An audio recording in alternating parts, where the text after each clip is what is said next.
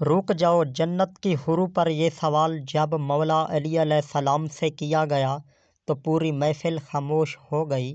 یہ سوال جب ایک شخص نے مولا علی علیہ السلام سے کیا تو محفل میں گہری خاموشی چھا گئی۔ سوال یہ تھا، یا امیر المومنین علیہ السلام، جنت کی حوریں کیسی ہوں گی؟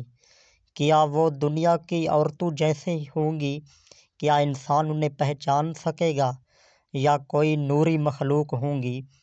مولا علی علیہ السلام نے سوال سن کر نگاہ اٹھائی، چہرے پر مسکراہٹ آئی اور فرمایا، اے سوال کرنے والے، تم نے جنت کو دنیا کے پیمانوں سے ناپنا چاہا ہے، حالانکہ جہاں جنت وہاں سے شروع ہوتی ہے جہاں دنیا ختم ہو جاتی ہے۔ پھر آپ علیہ السلام نے فرمایا، جنت کی حوریں نہ صرف حسن میں بے مثال ہوں گی بلکہ وہ پاکیزگی، وقار اور نور کا مجموعہ ہوں گی۔ وہ مٹی سے نہیں، نور سے پیدا کی جائیں گی، مگر انسان انہیں پہچان سکے گا، کیونکہ جنت میں ہر چیز دل کو فوراً مانوس لگے گی۔ دنیا میں حسن آنکھوں کو لبھاتا ہے، مگر جنت میں حسن روح کو سکون دیتا ہے۔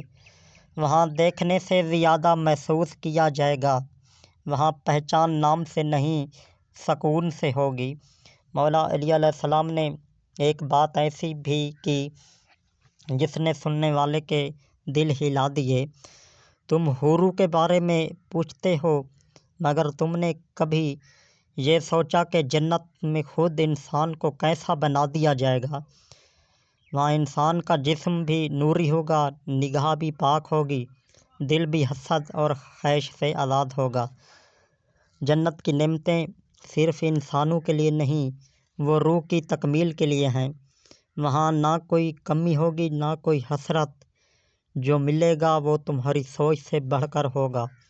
آخر میں آپ علیہ السلام نے فرمایا، اگر تم جنت کی حوروں کو پانا چاہتے ہو تو دنیا میں اپنے آپ کو پاک کرو، اپنی نگاہوں کو جھکاؤ اور اپنے عمل کو سنوارو، کیونکہ جنت صرف حسن کی نہیں، کردار کی جگہ ہے۔